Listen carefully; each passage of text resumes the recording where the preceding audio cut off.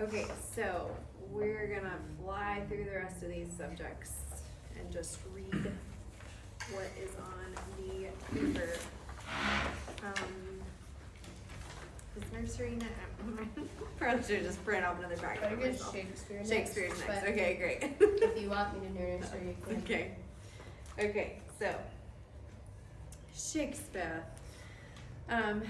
After the Bible, there is no source that has influenced the English-speaking world more than the plays and poetry of Shakespeare. Harkening back to an age much more deeply shaped by a Christian social imaginary, he possessed a powerful ability to open the eyes and ears of people to a world of complex interest, deeply human, and charged with insight. And then Charlotte Mason said, Shakespeare is not to be studied in a year, he is to be read continuously throughout life, from 10 years old and onwards. But a child of 10 cannot understand Shakespeare. No, but can a man of 50? Is not our great poet rather an ample feast of which everyone takes according to his needs and leaves what he has no stomach for? So while Charlotte Mason meant for the actual Shakespearean plays to start being read around the age of 10, there are wonderful rewritings of the plays that we read to our students to start getting them familiar with Shakespeare's work. Spending these years simply receiving the beautiful works, not analyzing or investigating it.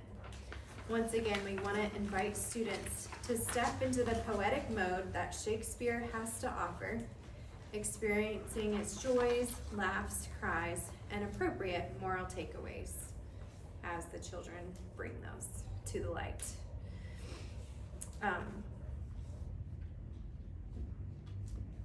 Excuse me.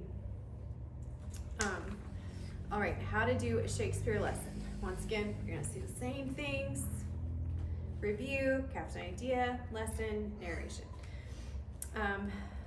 I hope we see these in here.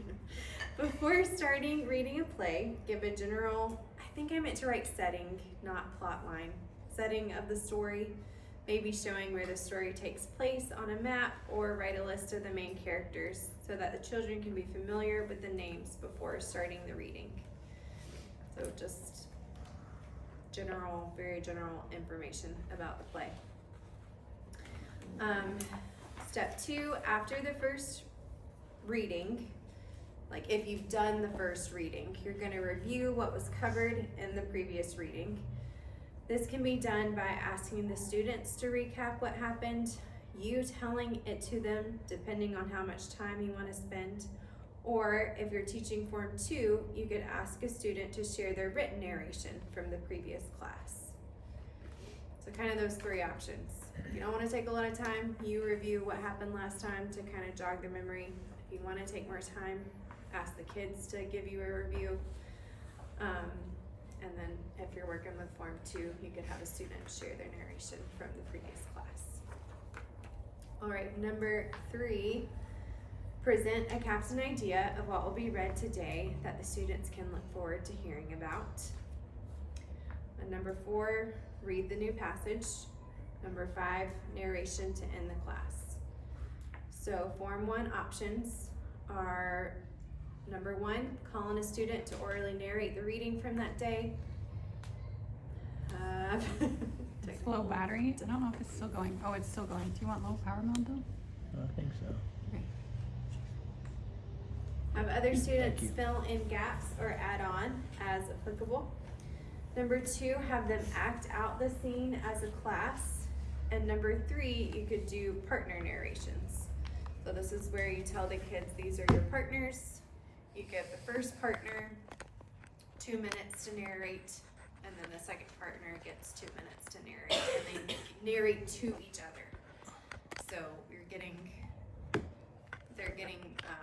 everyone is getting a chance to narrate in that kind of setting. We have not done that yet because there's 15 of them, and them all 15 talking at one time felt a little much, but all right. Form 2 options, the same options as Form 1, but then the second one would be that some students may be doing written narrations. excuse me. So after the reading is finished, you're gonna prompt those students to write their narration as the rest of the students orally narrate.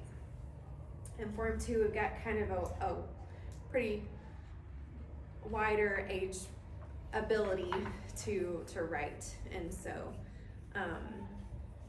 for those who can want to write down their narration, you prompt them to do so. And if they'd like to go off into the other room to concentrate better for the rest of the time, they may. In my mind, that means they can come in here. If they're doing school in the dining room, then they could come in here to concentrate better if they want some space from the oral narrations that's happening in class. Okay? Can I go on the first one? Yep. Oh, Okay. sorry. Keep forgetting about the mic In the camera. and the camera.